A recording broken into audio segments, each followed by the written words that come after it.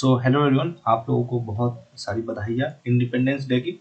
हमारे IGNOU study family के सभी बच्चों, सभी लोगों को बहुत सारी बधाइयाँ इंडिपेंडेंस डे की।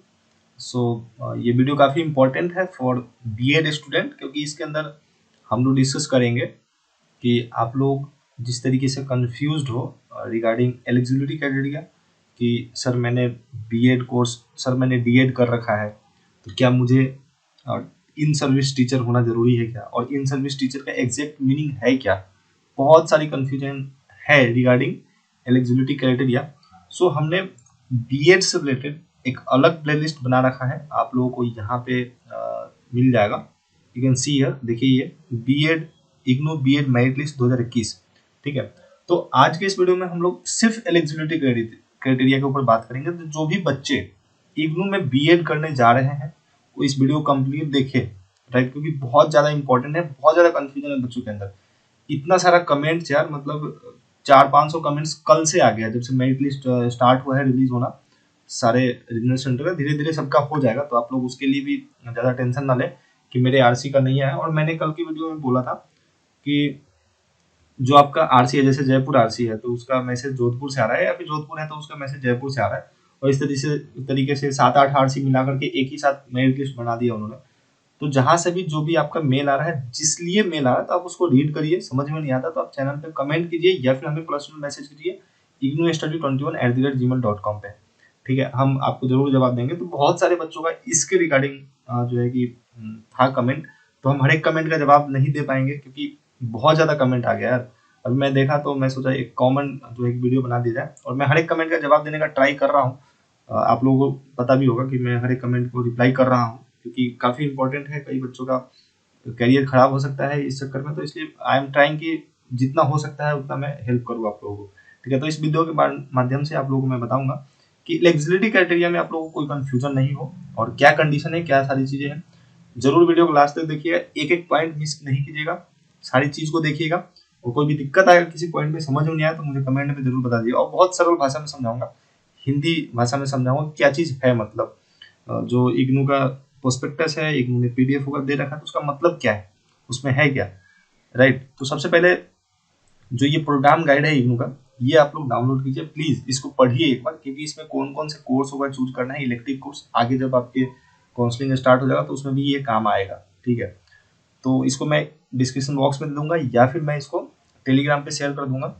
आप वहाँ से जरूर इसको जो है कि पढ़िए। मैं पहले भी किया हूँ, लेकिन अभी स्टार्ट हो गया है काउंसलिंग, तो काफ़ी इंपॉर्टेंट है ये।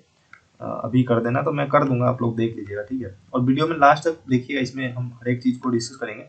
देखिए सबसे पहले यहाँ पे हम आ जाते हैं। मैं आपको बता दूँ, थोड़ा सा और भी बच्चों का कन्फ्यूजन था। तो ये जो बीएड है, 2 साल का बीएड होता है, आपको पता होगा। और अगर आप किसी भी तरीके से एग्जाम अगर पास नहीं कर पाते तो आपको मैक्सिमम 5 ईयर्स मिलता है कंप्लीट करने के लिए। दूसरा है मीडियम ऑफ इंस्ट्रक्शन, बहुत सारे बच्चों का कन्फ्यूजन था। तो जिस भी मीडियम ऑफ इंस्ट्रक्शन में आप लेना चाहते हो, उसमें आप जो है कि बीएड कर सकते हो, हिंदी या फिर इंग्लिश, 2 ऑप्शन है आपके पास, Hindi and English medium only. कोई रीजनल लैंग्वेज नहीं है इसके अंदर, ठीक है। अब देखिए नेक्स्ट बहुत ज़्यादा इंपॉर्टेंट है, और यहाँ पे आपको पूरा चीज़ें समझ में नहीं आएगा कि एलिजिबिलिटी क्राइटेरिया का मतलब यहाँ पे इन्होंने क्या बोला है, ठीक है।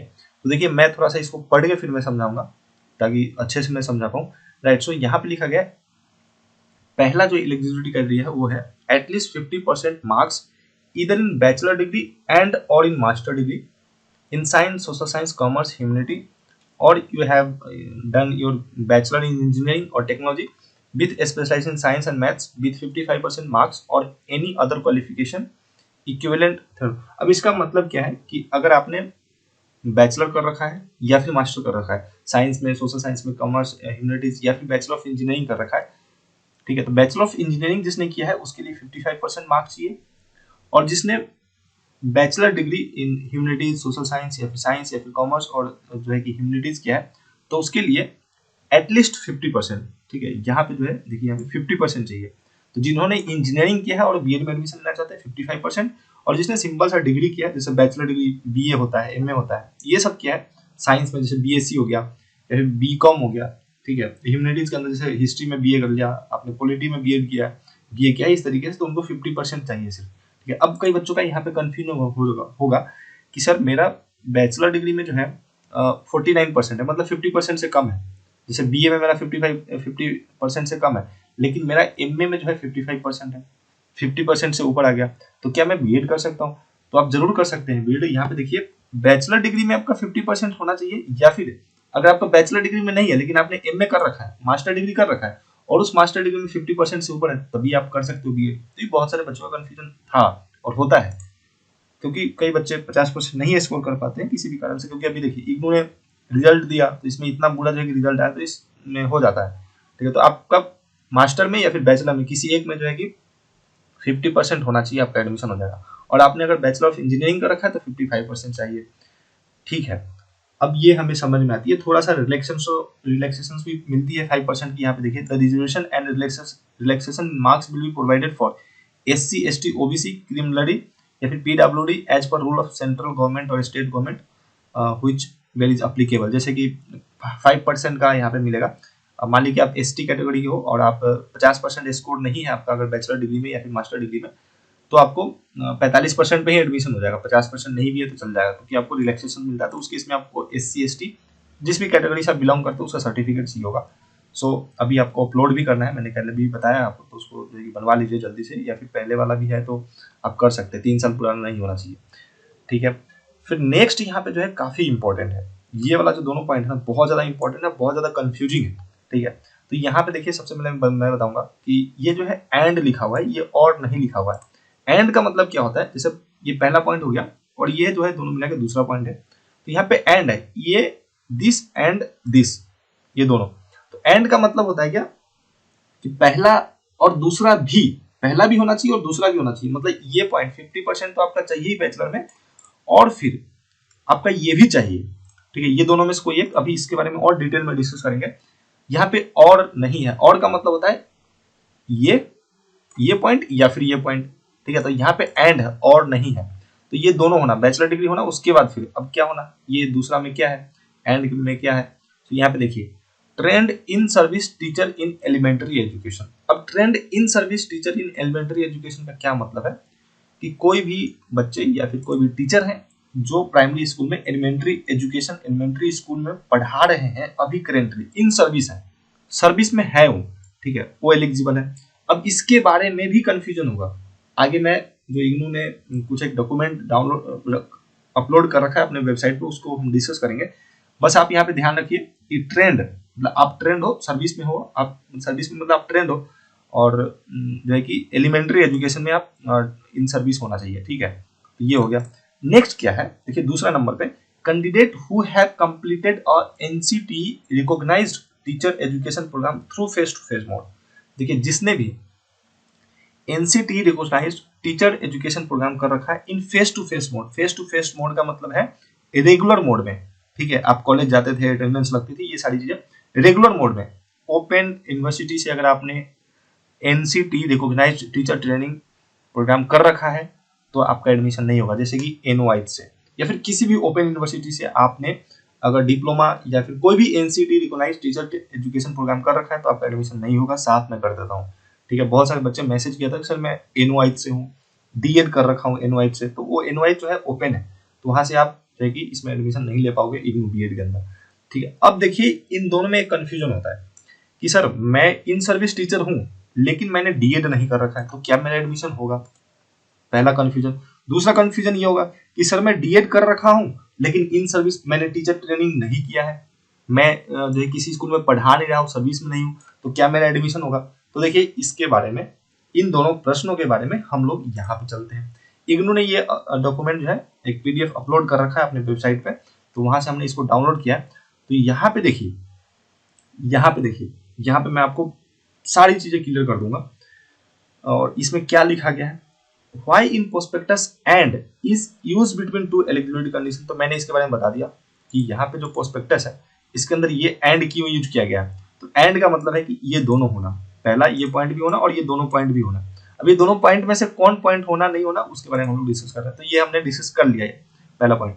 दूसरा है why और हैज प्लेस्ड बिटवीन 1 and 2। अब यहाँ पे देखिए गलती क्या है इन्होंने कि जो इनका प्रोस्पेक्टस है तो उसके बीच में यहाँ पे जो है और यहाँ पे दिया नहीं है, यहाँ पे इन्होंने सिर्फ फर्स्ट एंड सेकंड करके दे दिया है, लेकिन यहाँ पे क्या लिख रहे हैं कि वाई और has been placed between 1 and 2 in second eligibility condition.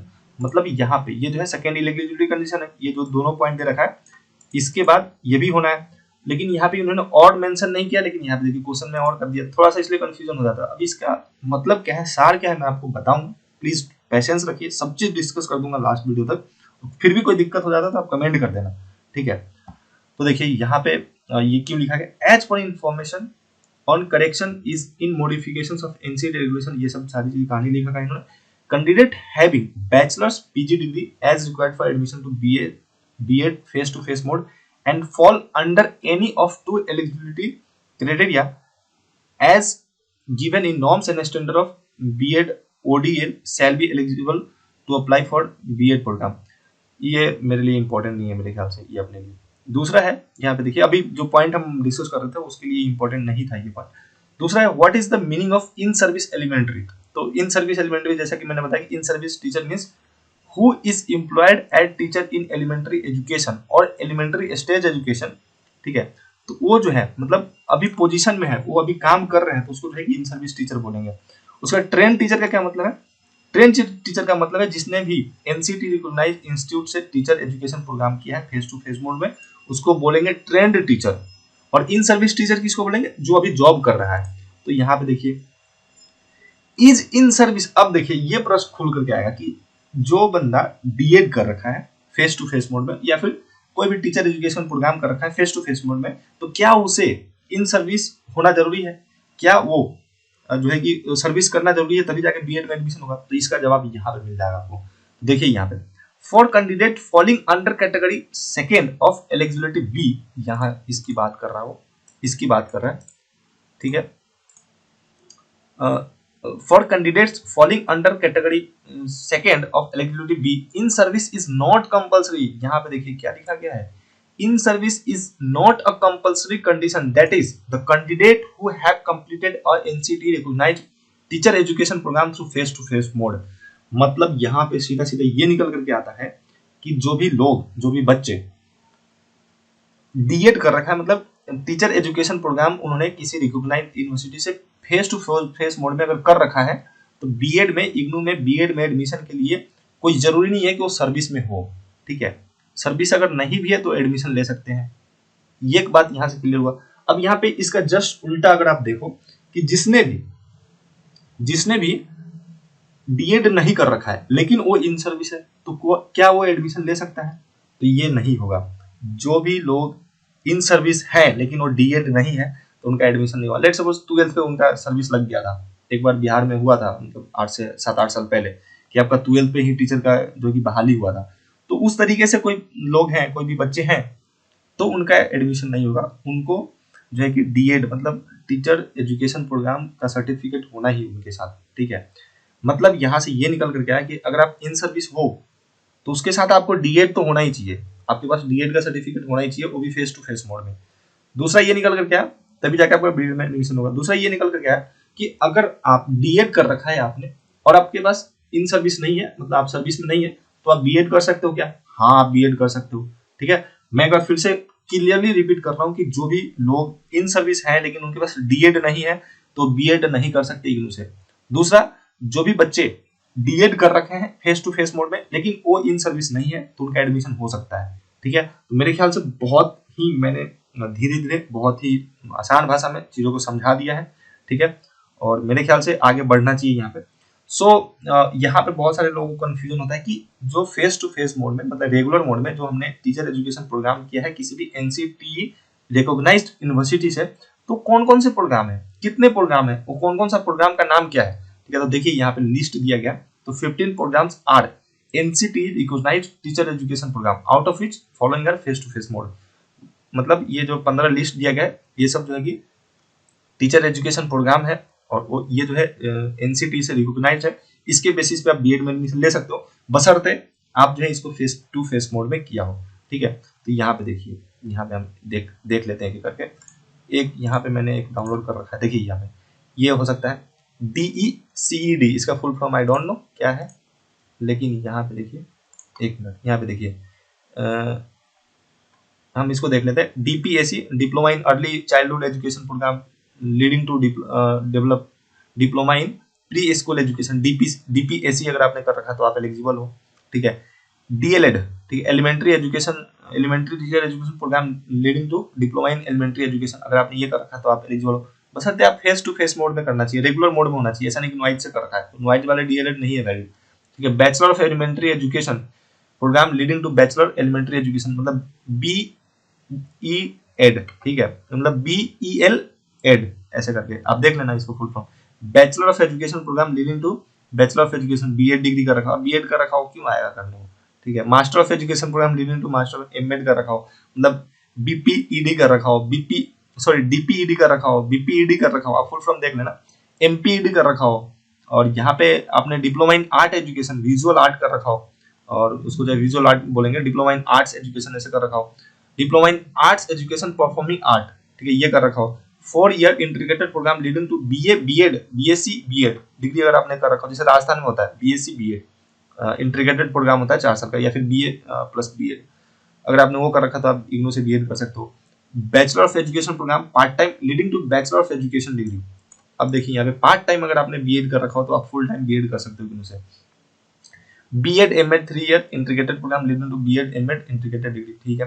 Apart from this programme with older nomenclature like DED or any other but duly recognized by NCTE as face-to-face mode teacher education program may also be considered for admission। मतलब अगर आपने DED कर रखा है, जैसे मतलब पहले कुछ और नाम था लेकिन अभी चेंज हो गया, तो अगर आपने ये सब NCTE से रिकॉग्नाइज होना चाहिए और फेस टू फेस मोड में होना चाहिए आपका, तो आप बीएड के एडमिशन के लिए एलिजिबल हो, जैसे DED हो गया, ठीक है। What do you mean by near by regional centre, अब देखिए इसमें बहुत सारे बच्चों को कि सर मैं किस रीजनल सेंटर में एडमिशन लूँ, कहाँ पे मुझे एप्लीकेशन करना चाहिए। As per clarification circular by programme coordinator BEd through mail on July 2015, the candidate should submitted their application form only at regional centre. It is clarified who is in service teacher must apply to nearby regional center under whose jurisdiction his her school lies. For pre-service teachers, the nearby regional center means regional centers under whose jurisdiction his her residence lies. Should we follow? देखिए यहाँ पे एक बच्चे ने मुझे comment किया था, मुझे मेल किया था कि सर मुझे स्कूल से, मैं इस स्कूल में इन सर्विस हूँ और मुझे क्या उस स्कूल से एनओसी लेना चाहिए। उन्होंने कुछ चीफ एजुकेशन चीफ ऑफिसर का उन्होंने सिग्नेचर बोला था। तो अगर आप बीएड कर रहे हो तो आप ट्राई करो कि आपके जो रीजनल सेंटर है जहाँ पे आप जॉब कर रहे हो, देखिए यहाँ पे यही सब चीजें लिखा गया था। Candidate should submitted their application form for only regional centre, ठीक है, जो भी आपने रीजनल सेंटर चूज किया वहाँ पे आपको एप्लीकेशन, अब इस साल थोड़ा अलग हुआ था लेकिन पहले की ये है पीडीएफ, इसलिए मैं पढ़ रहा हूँ।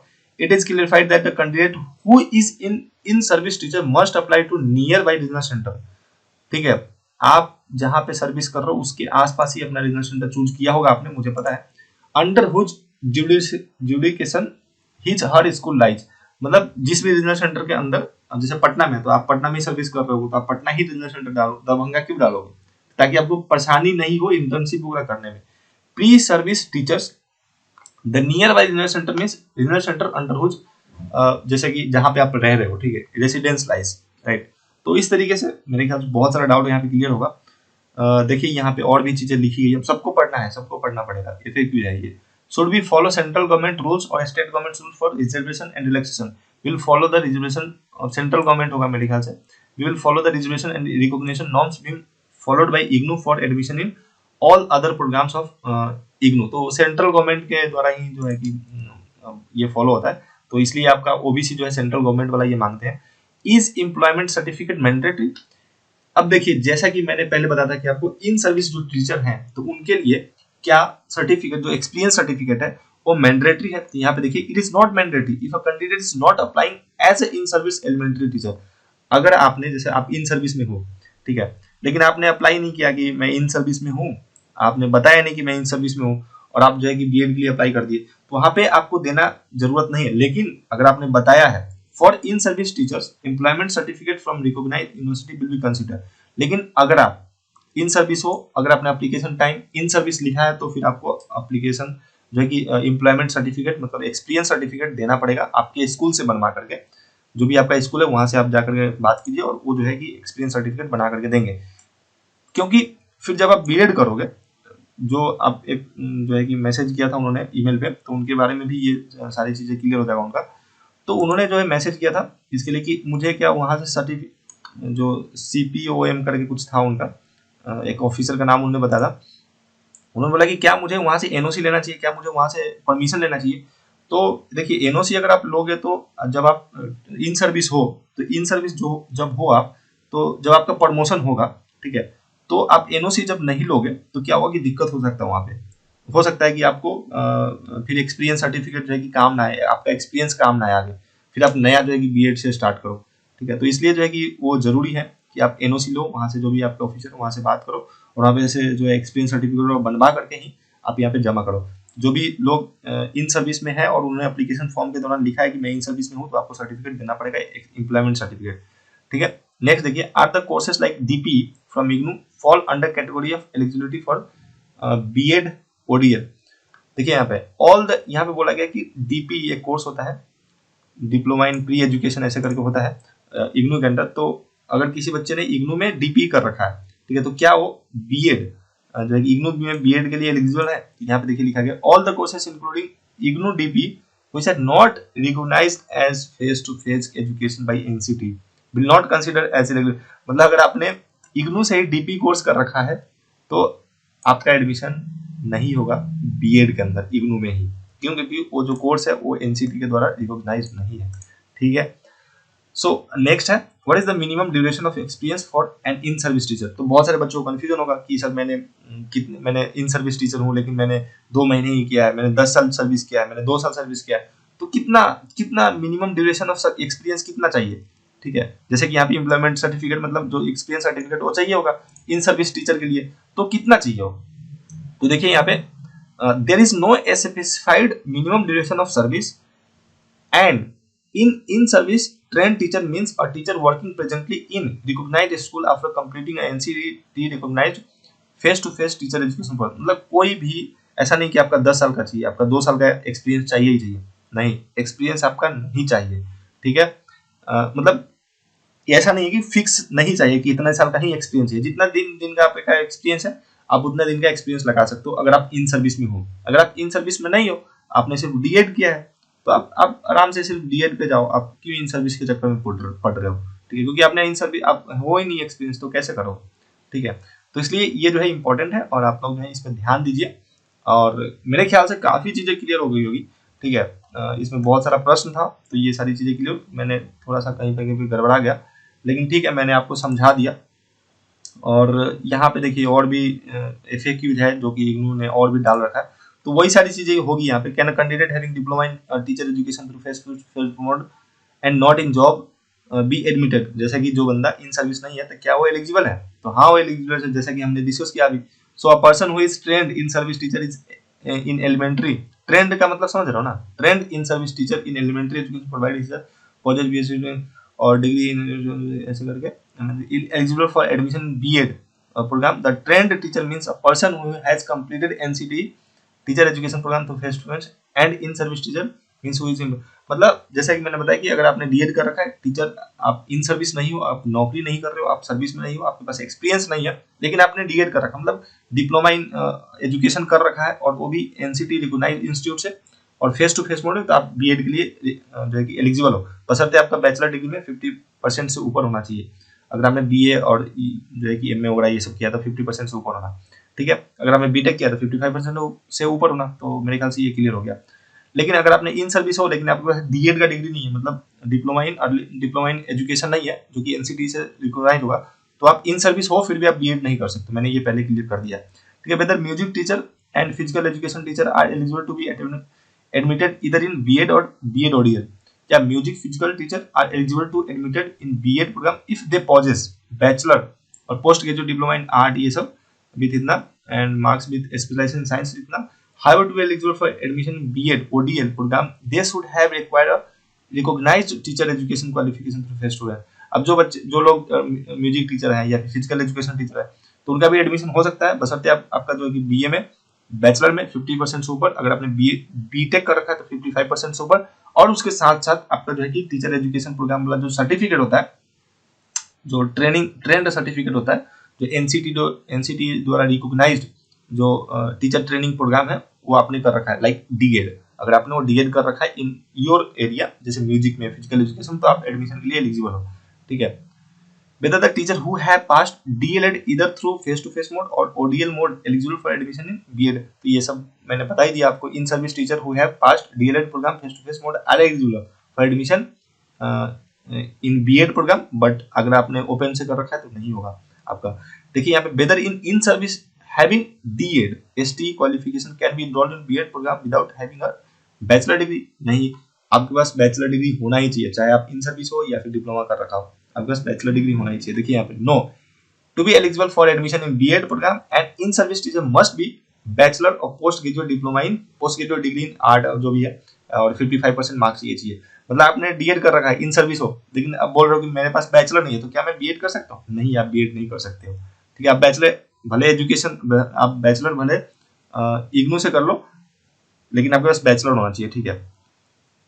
With what consideration could be made if a person is working in armed forces having no NCT recognized teacher training qualification and wishes to apply for the eligibility qualification for admission B.Ed program is same for everyone, ठीक है। ऐसा कोई नहीं कि आप अगर आप किसी पुलिस में हो, आर्म फोर्सेस में हो, तो आपके पास कोई छूट मिलेगा। बीए होना चाहिए, मतलब बैचलर होना चाहिए 50% से ऊपर, अगर आपने बीटेक कर रखा 55% से ऊपर, और सर्टिफिकेट इन एलिमेंट्री एजुकेशन जैसे डीएड तो होना ही चाहिए। कोई रिलैक्सेशन नहीं है अगर आप आर्म फोर्स में हो फिर भी। Build face-to-face mode teacher education program and ODL program together form a composite teacher education institute। No, अगर आपने जैसे फेस टू फेस मोड में जो है कि कर रखा है डीएड या फिर जो टीचर एजुकेशन प्रोग्राम है, एंड ओपन डिस्टेंस लर्निंग में आपने जो है कि कोई प्रोग्राम कर रखा है, तो क्या वो मतलब कंपोजिट बनेगा? तो ऐसा नहीं है, ठीक है।